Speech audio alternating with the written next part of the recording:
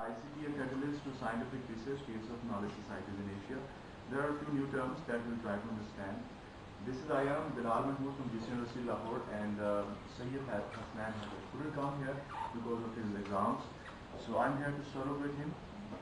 We all agree on the fact that ICT has taken the world by storm. We can feel the effect of ICT in every field of our lives. Now what I am trying to do is to investigate the impact of ICT on the tendency to produce research. Because research is everything these days, the ideas, entrepreneurship and everything, it depends upon new ideas. The economic growth depends upon ideas as well, economically productive ideas. So if we go back to some references, we'll find that UNESCO has launched the idea of knowledge, and they have tried to relate it with knowledge. The society, now it's not the traditional society that we have been talking about. It's now information society or knowledge society. It's a new version of society where information has a significant role to play in order to explain the development of the society. So information is playing a significant role. So that's how the terms information society and knowledge society can be explained. Coming back to our main objective is what I intend to do is to do this experimental hypothesis of ICT's impact on the tendency to do research and come up with new ideas. That is to have a knowledge society where there is a significant role of information and knowledge.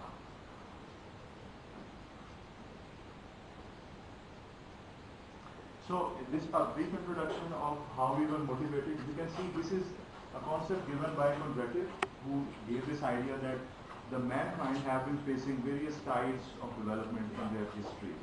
If we see steam engine, railway, steel and other inventions, they have played a significant role in order to raise the productivity level of the mankind's economy, that is the global economy. And the fifth tide that we believe is of ICT, because this is making a difference in recent times. So we believe that we live in the fifth tide, that is the contractive wave, and that is of ICT. And this website tells us that what happens on internet each second, laws are updated and so on. The literature is being produced at a very high pace. It means that ICT is enabling us to produce more research and ideas. This is one testimony of what we are trying to prove. Coming to the objective is how this ICT can give rise to knowledge economy. And to put it into statistical fashion, information communication technology has a causal relationship. We have promised that we will check the causal relationships. For that we will use some statistical tools.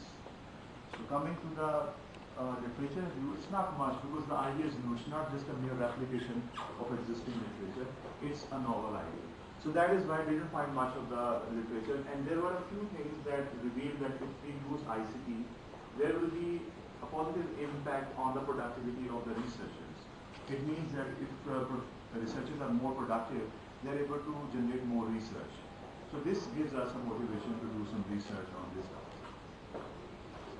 If we go to the history, Arrow 1962 suggested that there is no input to knowledge, but in those times, the technology was not there, and it was not an input for knowledge, but now it is. We will prove that.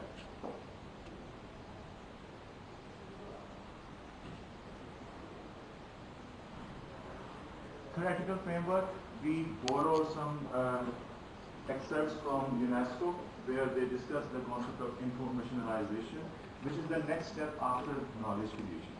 Briefly putting it, it is like when we have flow of information via ICT, there will be rise in knowledge creation, and when we share this new knowledge with the masses, it is the process of informationalization.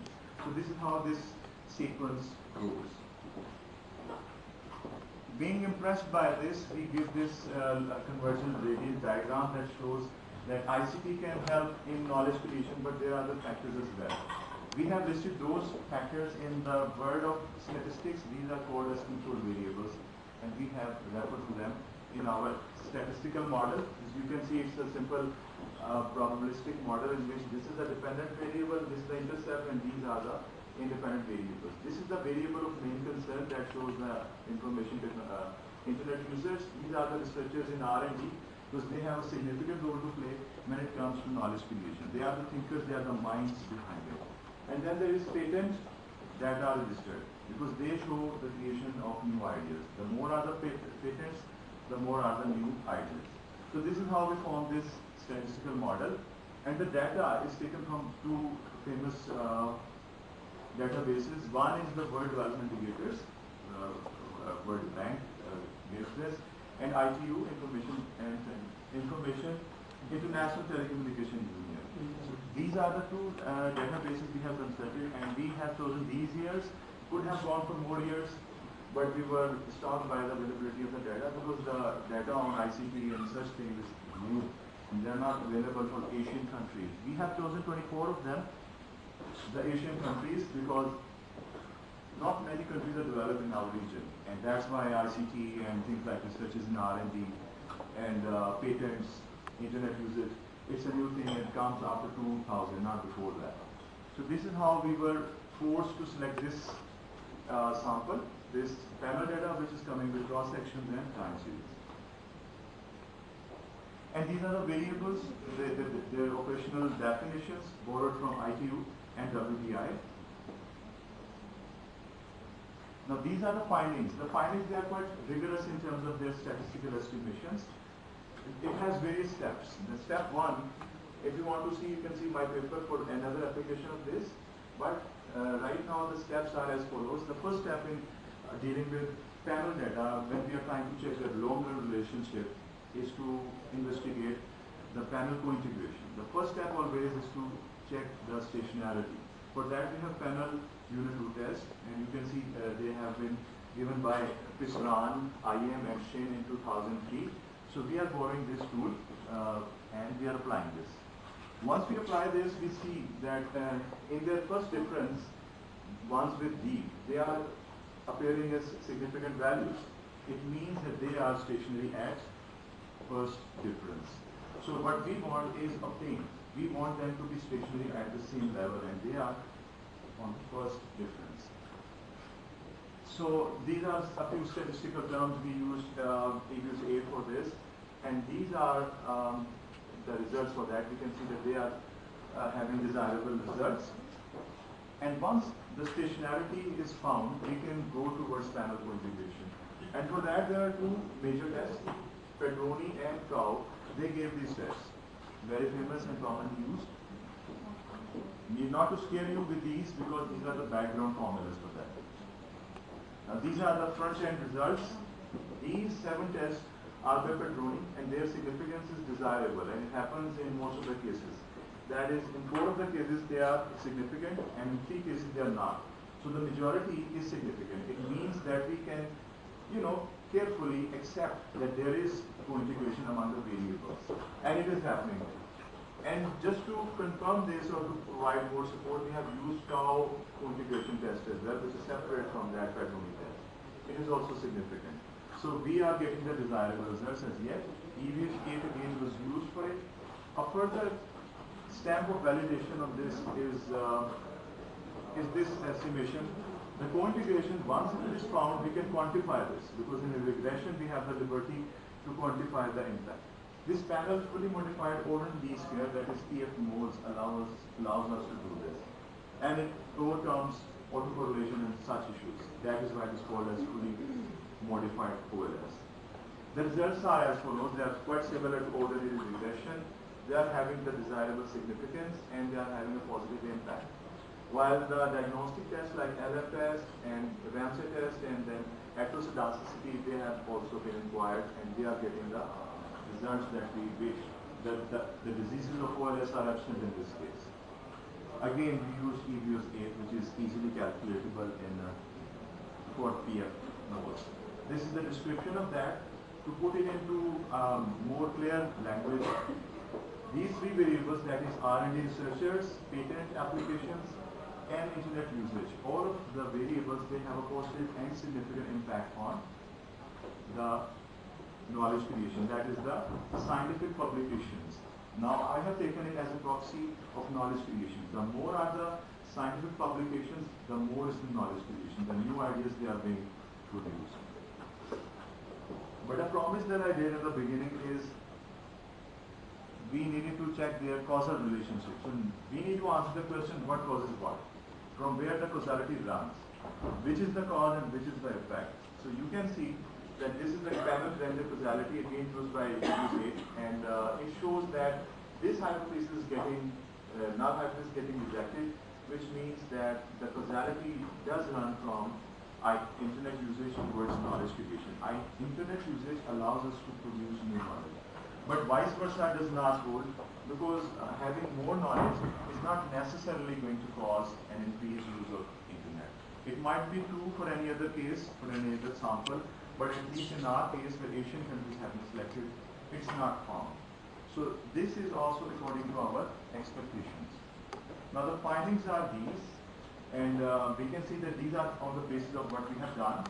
The power and the capability of ICT, it increases, and their creativity and their productivity increases once they are better use of internet. Then I should go back. Ended up writing. But it's okay, that's maximum, not minimum. So, from the hypothesis that we set in the beginning, ICT does contribute towards knowledge creation. And our promise of finding it, if it is a catalytic impact influencer, and it is, that it affects the growth of scientific research, and it enables networking and communication, data transfer. We know that the basic facilities generated by ICT are these: networking and ability to retrieve data, store it nicely. And all of these blessings of ICT enable the researchers to produce more valid research. Future research is also highlighted. We were hampered by a few factors, like the role of strong intellect IPRs is highlighted in this. We have used one of them, that is patent. The patents, they show that there is strong hold of IPRs in that country or that sample of countries. So it is having a positive impact, yes it is. And then the human capital, we need to focus on that, because not just ITU, because there are projects under World Bank that they give laptops to, deprived populations like in Africa, one laptop for one children. It is not going to have a significant impact on the productivity.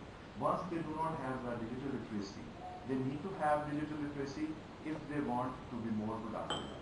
So digital literacy should be there, and they should have higher education so that they could blend it and they could be more productive. And that's why in the book of Peter Drucker it is written that we are not humans anymore, we are like superhumans of 21st century, because we can do things which are multiple, and we can be multitasking. Just due to this thing.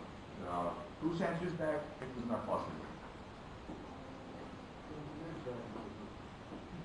You're right. Just reduce some zero. So we were hampered by the availability of the data, because the quality of research, it is not found in the data. The quantum of research, it is available, but the quality cannot be measured. We don't have any proper proxy for that. So if the data gets available in future, we can do this research. What is the impact of the quality of ICT on the quality of research? But we need to wait for that. Another thing is that now the recommendations, what we need to do is to adopt IT more and more in order to join the race that is in infrastructure. A few decades back it was about infrastructure, but now we talk about infrastructure. So infrastructure is the new vocabulary in our development. So digital infrastructure, we should focus on that, and also we should join the information super high. Can we be please quiet so that we can continue this presentation?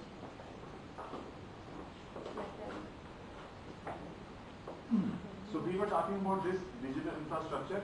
Infrastructure is now being replaced by the new vocabulary, that is infrastructure. Now we are talking about not infrastructure that much, rather infrastructure. This highlights the importance of ICT in our recent times, and we should join the information superhighway if we want to come out of the traditional societies and we want to become a knowledge society. This is very significant for developing countries like ours. So this is the recommendation of this research. This paper is already under review in Routledge, the Information Society, and I need your prayers so that it gets accepted in some impact factor journal. But it can still improve. That's why I need your thank you. Thank you. Very nice presentation. Very impressive work. As you can see from this example, he's already done his paper for review. So, good luck to you, and you can also do the same. Take some guidance from him. It seems like you have already published one paper. It is under review, and you know that it takes a few months. I already have 30 plus papers, not specifically on this, but on various topics. Okay. Basically, I'm an economist, Okay. but a digital economist. Thank you.